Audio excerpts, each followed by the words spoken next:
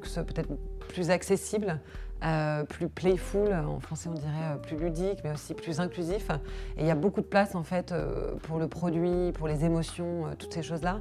Et si je prends un exemple récent où on peut vraiment parler de démocratisation, c'est notamment ce qu'a fait Balmain lors de la dernière Fashion Week à Paris. Ils avaient mis 2 grands écrans verticaux, donc forme TikTok, sur la place du Trocadéro et ils ont live streamé leur show à partir de 2 comptes TikTok. Et l'idée, c'était que tous les Parisiens puissent être en fait front row.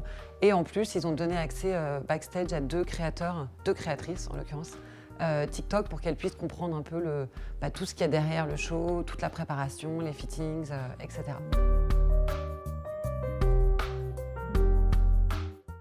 Ce qui est important sur TikTok, c'est vraiment pour les marques de penser avant tout à l'idée qu'ils vont partager, au contenu et à l'histoire qu'ils vont aller raconter. Les gens sur TikTok, ils veulent apprendre quelque chose, ils veulent être entertained, comme on dit en anglais, donc divertis. Mais divertis, ça ne veut pas seulement dire rire, danser, etc. Ça peut être plein de choses. Donc le point de départ, c'est vraiment l'idée et garder l'esthétisme en ligne avec ses valeurs.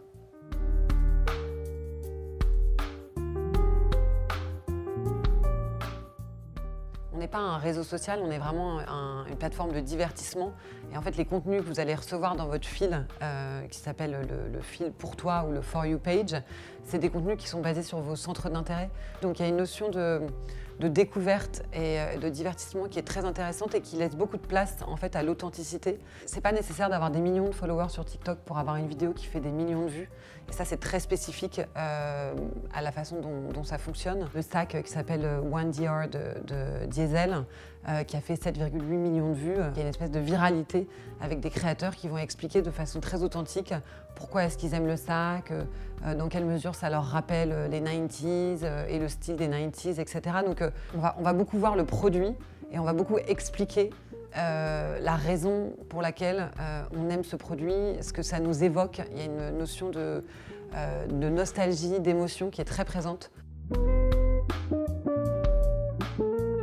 On peut se dire que le paradoxe sur TikTok, c'est que justement, plus il y a de proximité en fait, avec une marque et un produit, plus il y a d'authenticité, plus ça va être désirable. Si on regarde les contenus autour du savoir-faire, autour de la couture, autour de tout ce qui est apprendre sur TikTok, c'est des choses qui explosent aujourd'hui. La marque Louis V, par exemple, je pense que c'est très intéressant ce qu'ils font sur TikTok parce qu'ils ont des contenus qui sont très variés. Et un des contenus récents que j'ai vu qui m'a interpellée, qui a vraiment joué avec les codes de TikTok, d'être playful et de mettre le produit en avant, c'est une vidéo autour de la fabrication de leur sac, le Nest Bag, qui a fait 1,3 million de vues.